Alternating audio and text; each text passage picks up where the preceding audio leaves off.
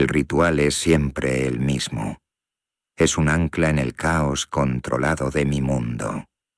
El agua, casi hirviendo, corre sobre mis manos mientras el cepillo de cerdas duras raspa mi piel desde la punta de los dedos hasta los codos.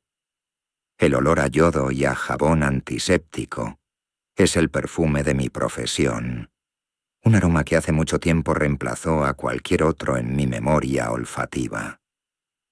Me he lavado las manos de esta manera más de 10.000 veces. Es un acto de purificación, un bautismo antes de entrar en el templo sagrado que es mi quirófano. Y mis manos siempre han sido mi orgullo, firmes, precisas, infalibles. Manos que han sostenido corazones palpitantes, que han suturado arterias del grosor de un hilo, que han devuelto el ritmo a vidas que estaban a punto de desvanecerse. Pero hoy, por primera vez en años, algo es diferente. Mientras seco mis manos bajo la luz blanca y estéril, noto un temblor casi imperceptible en mi meñique derecho. Un espasmo minúsculo, una vibración que dura apenas un segundo, pero que para mí es como un terremoto. Lo ignoro. Lo atribuyo al café, a la falta de sueño.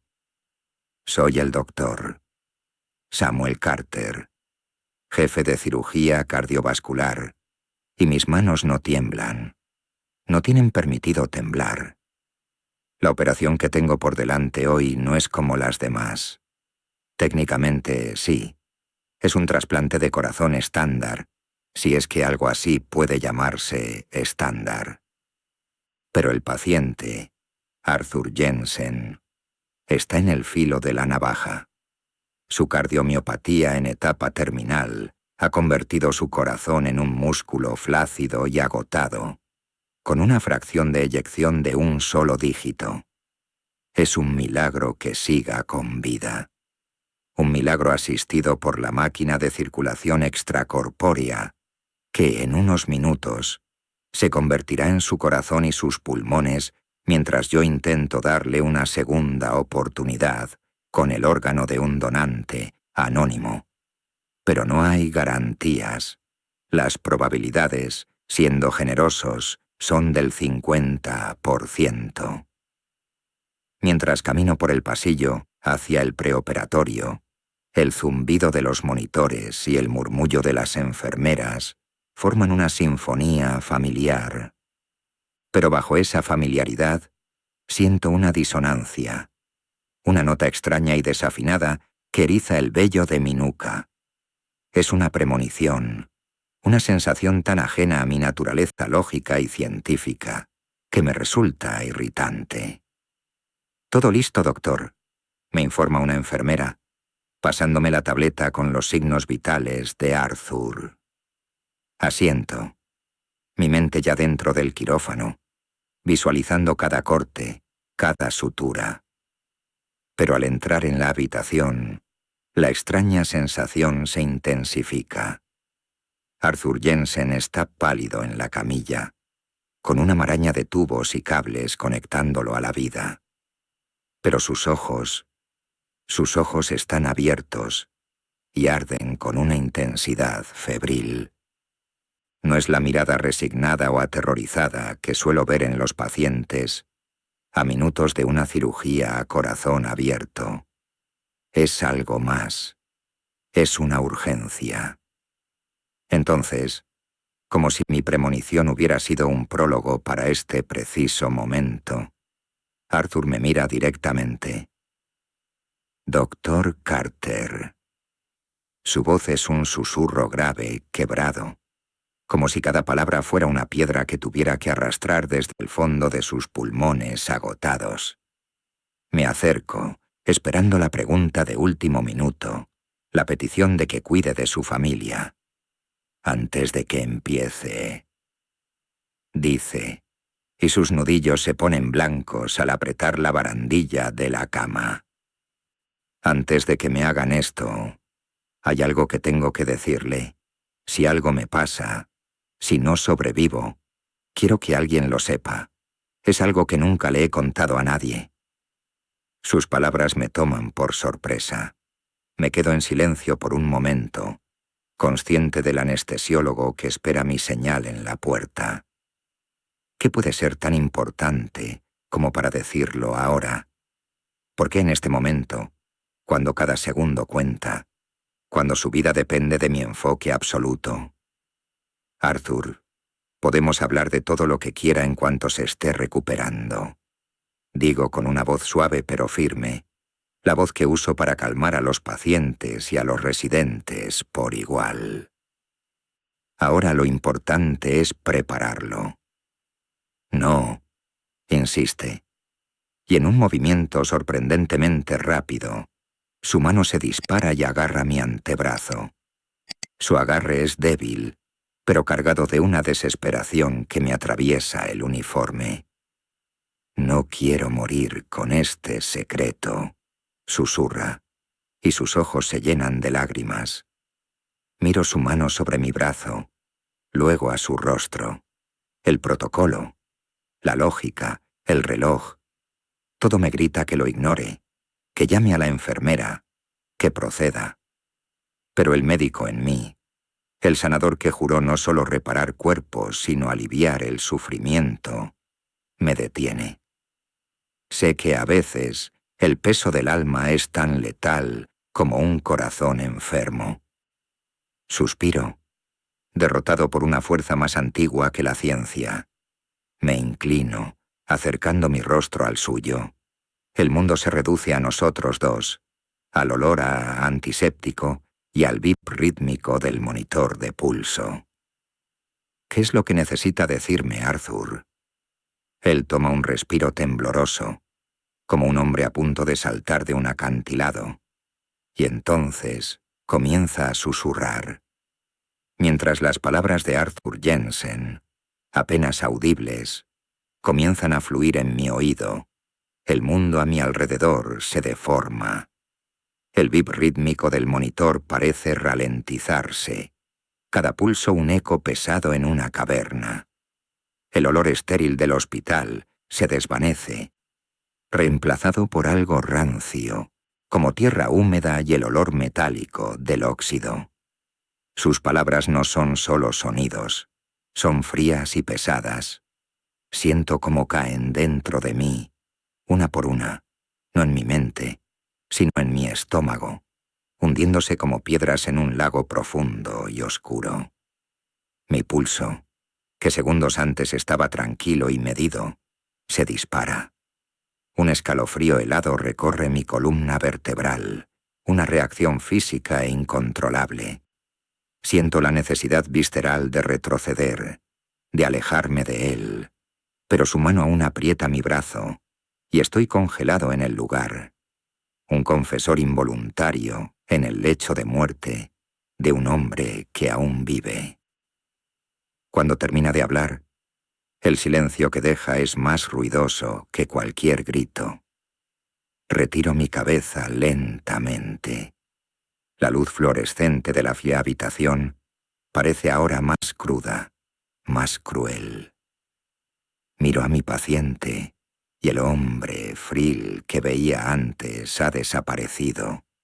En su lugar hay una sombra, una oscuridad que me devuelve la mirada desde lo más profundo de sus ojos. Ya no es Arthur Jensen, paciente número 734. Es el protagonista de la historia horrible que acaba de verter en mi alma. ¿Qué clase de hombre estaba a punto de salvar? Mi boca está seca. Trago saliva, pero es como tragar polvo. El juramento hipocrático resuena en mi mente, una máxima simple y pura. Primero, no hacer daño. Pero, ¿y si salvar a este hombre causara un daño mayor? ¿Y si dejarlo morir fuera una forma de justicia? El pensamiento es monstruoso, antiprofesional, una herejía en el templo de la medicina. Y sin embargo, ahí está, reptando en el fondo de mi mente. Si no sobrevivo, repite Arthur, Su voz ahora agotada, vacía. Prométame que se lo dirá a mi esposa. Ella necesita saber quién fui en realidad. Las palabras para hacer la promesa se atascan en mi garganta. Cada fibra de mi ser quiere negarse, rechazar esta carga, este pacto con un fantasma. Pero miro sus ojos y veo que el miedo a la muerte ha sido reemplazado por algo peor. El miedo a morir sin ser conocido, sin que su verdad, por terrible que sea, salga a la luz. Si no sobrevive, digo, y mi propia voz suena hueca, distante, se lo diré. Suelto su agarre de mi brazo, me enderezo. Mi cuerpo se siente pesado, mis movimientos rígidos. Me doy la vuelta y camino hacia la puerta, sin mirar atrás. Doctor Carter, ¿está todo bien? Está pálido, dice el anestesiólogo. Estoy bien, respondo. Y la mentira sabe a ceniza. Procedamos. Las puertas del quirófano se abren con un siseo neumático. Al entrar en la sala fría y brillante, bajo las luces potentes que no perdonan ninguna sombra, siento que las puertas se cierran a mi espalda, sellándome dentro, sellándome con él y con su secreto. El mundo exterior se desvanece en el momento en que las puertas del quirófano se cierran a mi espalda. Aquí dentro, el universo se rige por otras leyes. El tiempo no se mide en horas, sino en los pitidos rítmicos de los monitores. El aire no huele a nada, y a todo a la vez. A ozono, a metal esterilizado, y a la tensión palpable de vidas en equilibrio. Mi equipo se mueve a mi alrededor con una eficiencia silenciosa, una coreografía ensayada miles de veces.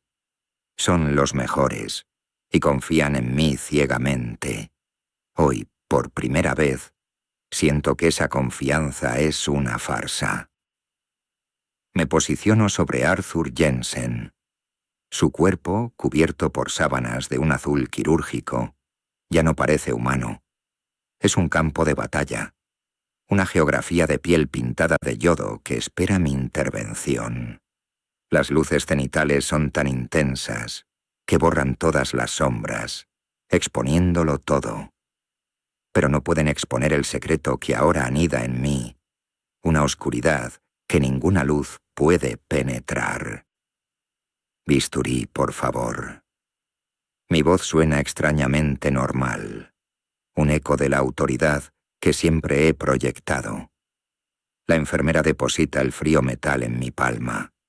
Lo siento más pesado de lo habitual. Cada cirujano tiene un pacto con su paciente, un pacto de confianza ciega. El paciente nos entrega su vida, y nosotros le entregamos nuestra habilidad y nuestro juicio absoluto. Pero Arthur, él rompió ese pacto antes de que yo hiciera la primera incisión. No me confió su vida, me confió su culpa, y ahora esa culpa es también mía.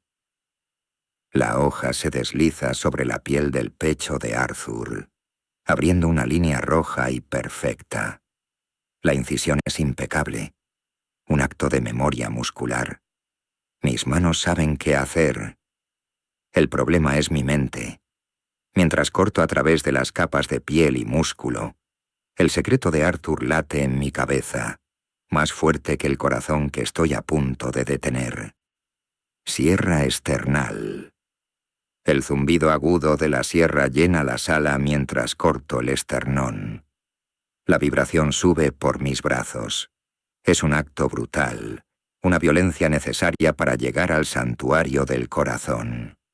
Siempre he odiado este sonido, pero hoy me parece particularmente grotesco.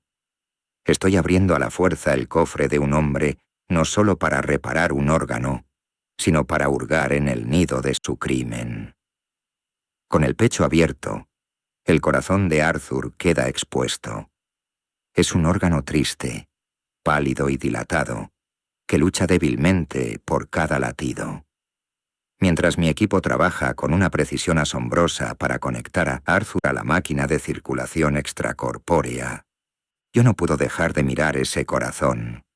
El corazón que estaba latiendo frenéticamente en el pecho de un joven asustado y culpable, hace 25 años, en una carretera oscura, iniciando bypass cardiopulmonar. El anestesiólogo anuncia el momento crítico.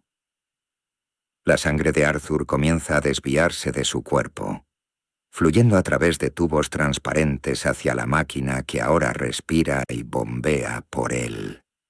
Su corazón, por fin, puede descansar, y yo, por fin, puedo detenerlo.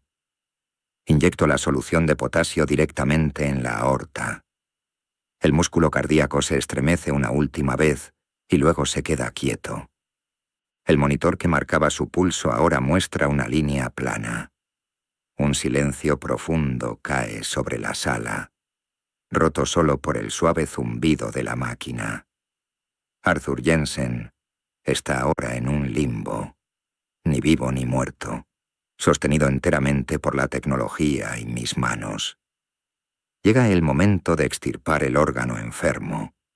Corto las grandes arterias y venas, liberando el corazón de sus ataduras. Lo levanto y lo sostengo en mi mano enguantada. Es un músculo agotado, gris, pesado. Y por un instante no veo tejido cardíaco. Veo una carretera oscura y empapada por la lluvia. El destello de los faros sobre el asfalto mojado. Oigo el sonido agudo y enfermizo de cristales rotos y metal retorciéndose. Veo una bicicleta destrozada, su rueda delantera girando inútilmente en el aire. Y sobre todo, siento el silencio que viene después del impacto, un silencio pesado, culpable. El silencio de una vida robada y de un cobarde que huye en la oscuridad. Corazón fuera. Anuncio. Mi voz ronca. Coloco el órgano de Arthur en una bandeja de metal con un ruido sordo. El pecho de mi paciente es ahora un abismo vacío. La enfermera se acerca con el nuevo corazón. Flota en una solución de preservación dentro de una bolsa estéril. Es el corazón de un donante joven y sano, un regalo anónimo de vida. Lo tomo en mis manos. A diferencia del de Arthur, este es firme, rosado, vibrante de un potencial que fue truncado. Es un órgano lleno de promesas, de latidos no vividos. Y yo estoy a punto de colocarlo en el pecho de un hombre cuya promesa se rompió en una carretera lluviosa hace un cuarto de siglo. Aquí estoy, con la vida de un hombre en una bandeja y la muerte de otro en mi mente. ¿Es esto un acto de sanación o estoy a punto de cometer el mayor error de mi carrera? ¿Estoy trasplantando un órgano o blanqueando un alma podrida? Mi mano, la derecha, la que sostiene la aguja de sutura, duda por una fracción de segundo. Nadie lo nota, pero yo lo siento. Siento el peso de la balanza de la justicia, y no sé en qué platillo estoy poniendo este corazón. Doctor Carter, ¿todo bien? Mi asistente, notando mi pausa. Sí, miento. Procedamos con la anastomosis aórtica. Comienzo a suturar. Mis dedos se mueven por instinto, tejiendo la delicada danza de la aguja y el hilo, conectando los grandes vasos del nuevo corazón a los de Arthur. Punto tras punto, mis manos ejecutan la sinfonía que han practicado durante años.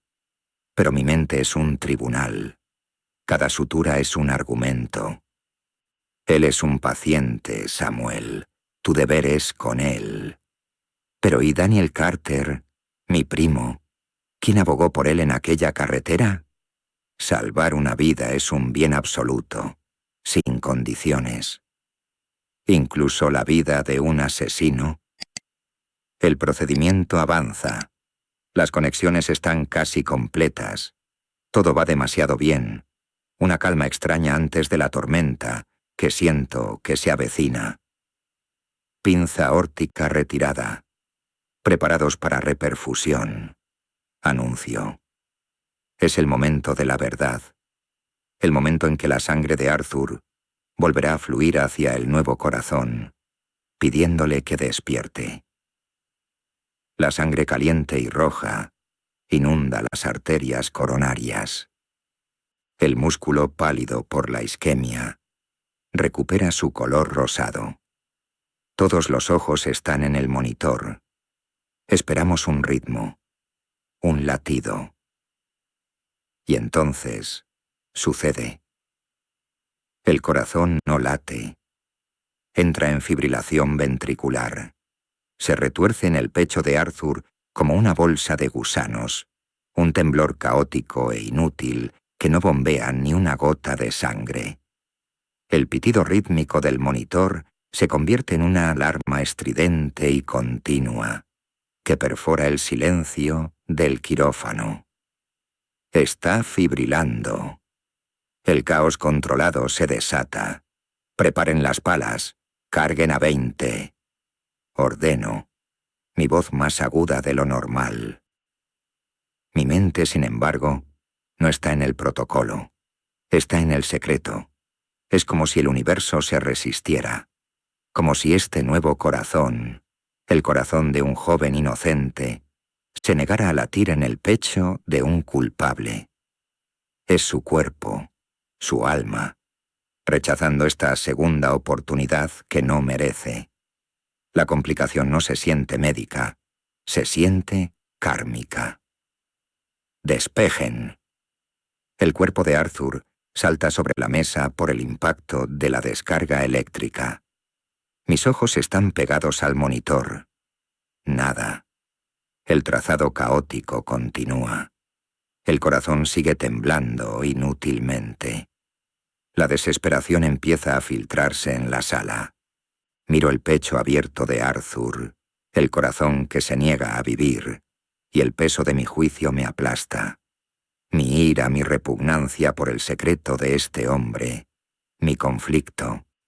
Todo eso está aquí, en esta sala, envenenando el aire, interfiriendo con mi capacidad. Me doy cuenta de que mi conflicto interno está poniendo en peligro activamente la vida de mi paciente. Basta. El pensamiento es tan claro y afilado como un bisturí.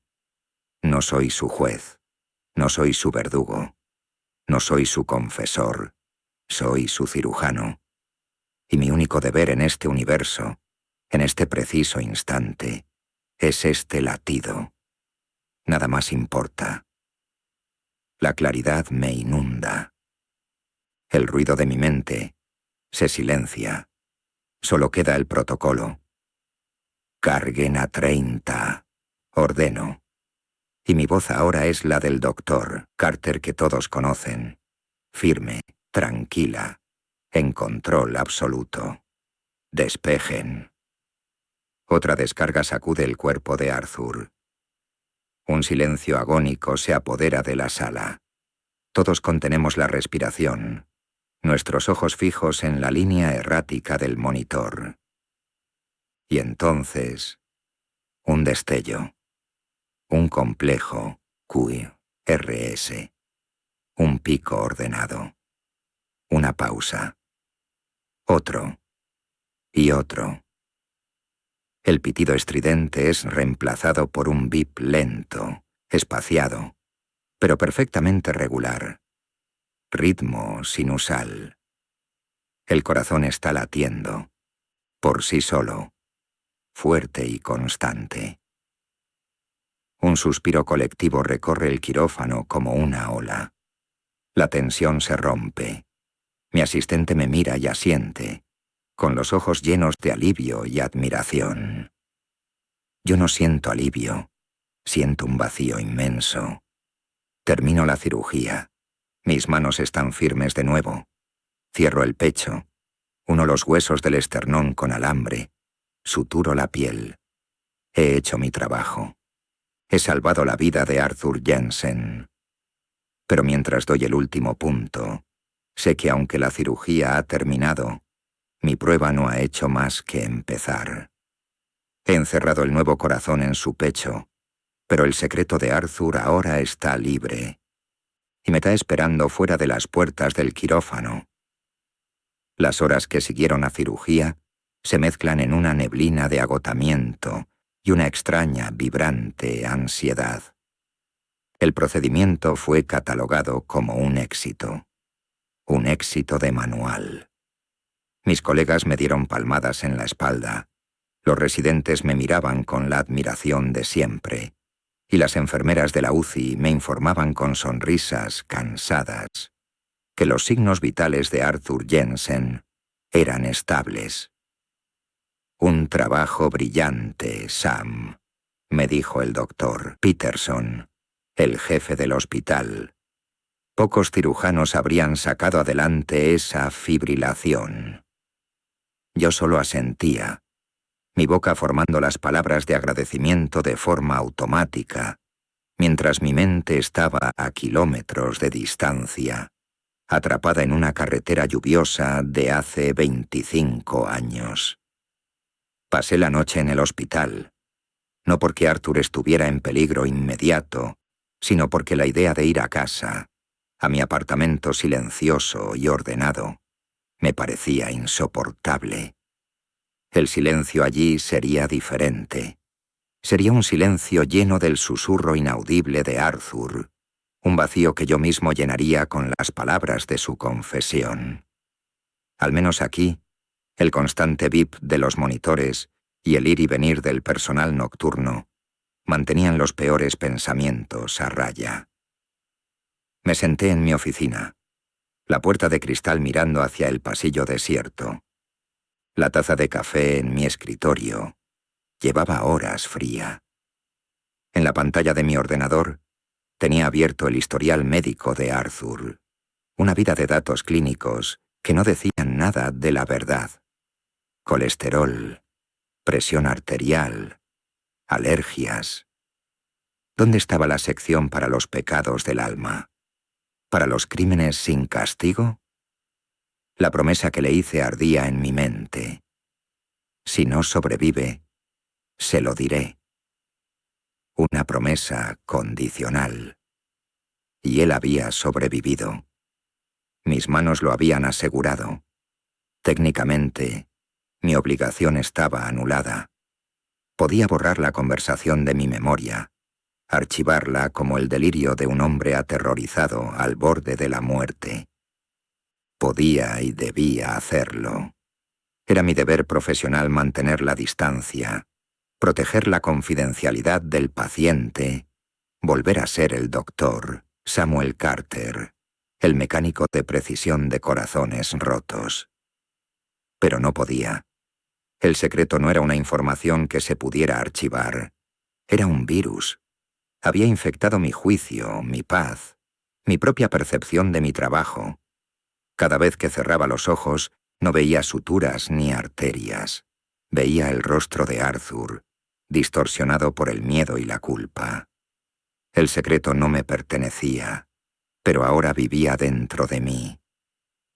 Fue cerca de las 3 de la madrugada, en esa hora muerta en la que el mundo parece contener la respiración, que ya no pude más. La necesidad de saber, de confirmar que no había imaginado la monstruosidad de su confesión, era una comezón en el cerebro que tenía que rascar.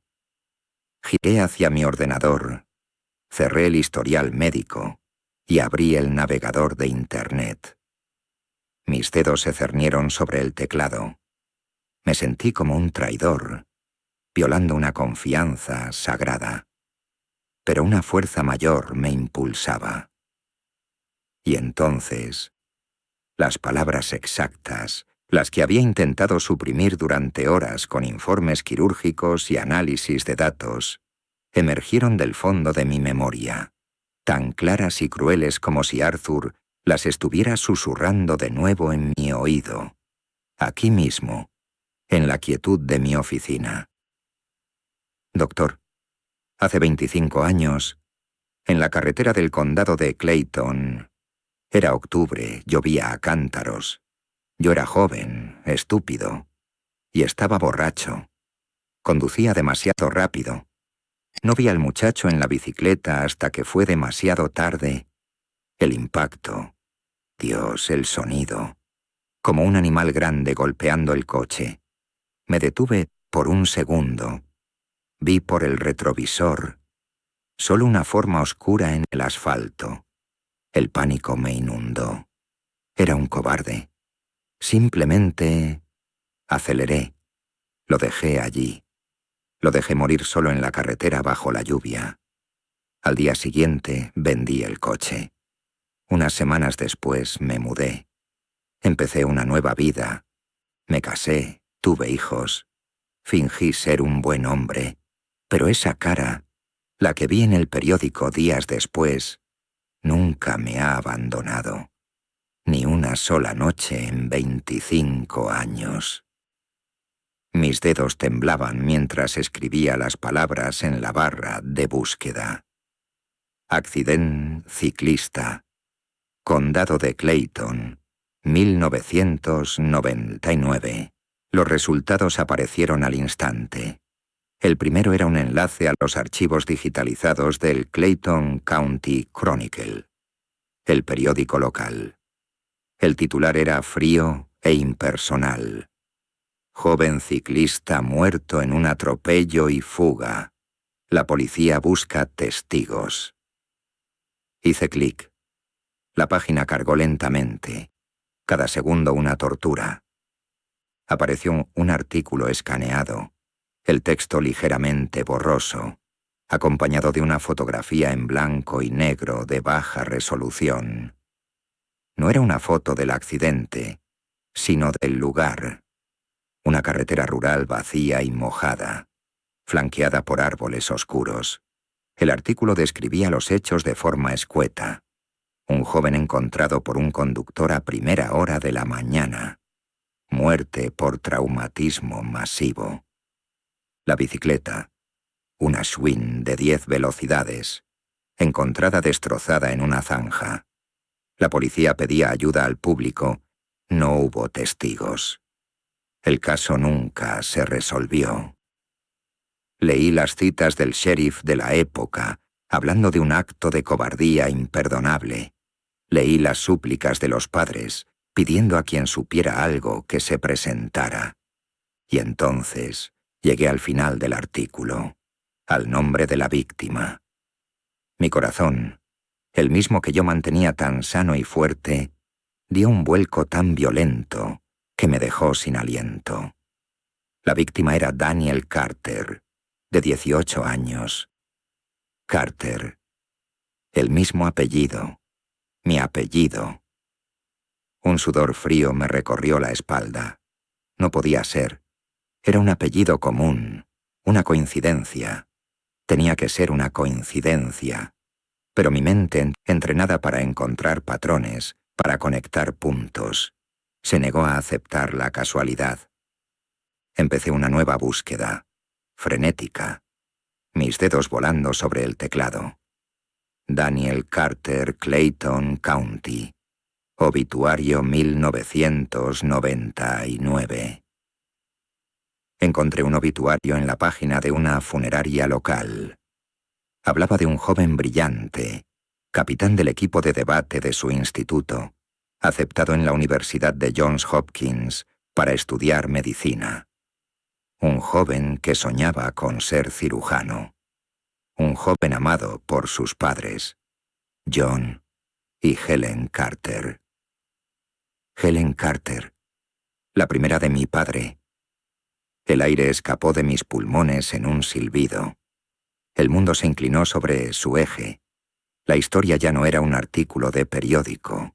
Era un recuerdo borroso de mi infancia. Tenía unos 10 años. Recuerdo a mis padres hablando en susurros en la cocina sobre la terrible tragedia del hijo de Helen. Un accidente. un conductor borracho que nunca fue encontrado. Recuerdo la tristeza en la voz de mi padre, un dolor lejano por una rama de la familia que rara vez veíamos. Para mí, en ese entonces, era solo una historia triste de adultos. Ahora la historia había salido de la tumba de mi memoria y se había sentado frente a mí, con el rostro pálido y los ojos suplicantes de Arthur Jensen. El hombre cuya vida acababa de salvar con mis propias manos. Era el asesino de mi primo. Me recliné en mi silla. El cuero crujió en el silencio de la oficina.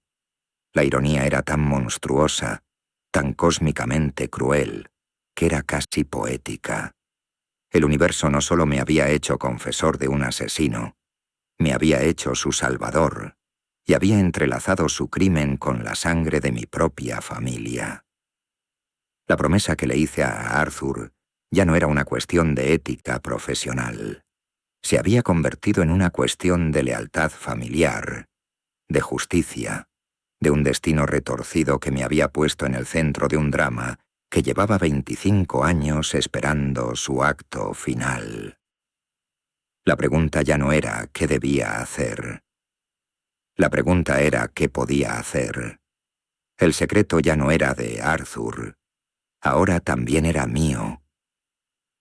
Los días siguientes se convirtieron en un ejercicio de disociación profesional. Durante mis rondas, entraba en la habitación de Arthur Jensen. Leía sus signos vitales en el monitor. Escuchaba su nuevo corazón latiendo fuerte y constante a través de mi estetoscopio y asentía a sus progresos. Mantenía mis interacciones breves, clínicas, protegidas por la jerga médica y una barrera de profesionalismo que nunca antes me había parecido tan frágil. Arthur, por su parte, mejoraba a un ritmo notable. El color volvía a sus mejillas. Su respiración era más profunda. El corazón de Daniel Carter, el corazón del joven que soñaba con ser médico, le estaba dando una nueva vida. Cada vez que lo veía sonreír débilmente a una enfermera o hablar con su esposa por teléfono, una oleada de náuseas me subía por la garganta. Veía a un asesino recuperándose en una cama de hospital, cuidado por el primo de su víctima. La ironía era un veneno que se extendía lentamente por mis venas. Evitaba quedarme a solas con él, pero sabía que la confrontación era inevitable. Había una pregunta no formulada suspendida en el aire cada vez que nuestros ojos se encontraban. Él me había entregado su secreto. Yo le había entregado un nuevo corazón. Éramos dos hombres unidos por un pacto terrible, y el silencio no podía durar para siempre. Una semana después de la cirugía, lo encontré sentado en un sillón junto a la ventana, mirando la lluvia que golpeaba el cristal. Su recuperación era asombrosa. Me acerqué, mi bata blanca haciendo un ruido suave en el silencio de la habitación. «Se ve mucho mejor, Arthur», dije, mi voz sonando extrañamente serena. Él se giró. La gratitud en su rostro era tan pura, tan abrumadora, que sentí una punzada de algo parecido a la compasión, lo cual me enfureció aún más. «Es gracias a usted, doctor», dijo con voz rasposa. Me ha dado algo que no merezco, una segunda oportunidad». Sus palabras abrieron la puerta, y yo, que había pasado días luchando contra mi conciencia, decidí atravesarla. A veces, las segundas oportunidades vienen con condiciones, Arthur, respondí, acercándome a la ventana y mirando la lluvia con él. La misma lluvia que caía sobre la carretera del condado de Clayton hacía 25 años. Sentí su mirada sobre mí, una mezcla de confusión y un incipiente temor. «¿Condiciones?», preguntó. Hice lo que me pidió. Continué, mi voz baja y controlada. Investigué sobre un viejo accidente en el condado de Clayton. Un atropello y fuga en una noche de lluvia de 1999. El color desapareció del rostro de Arthur.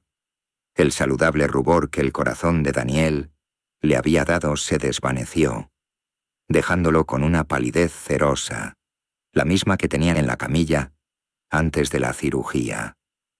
Su respiración se volvió superficial. Por un momento, temí que el estrés pudiera dañar el trabajo que mis manos habían hecho.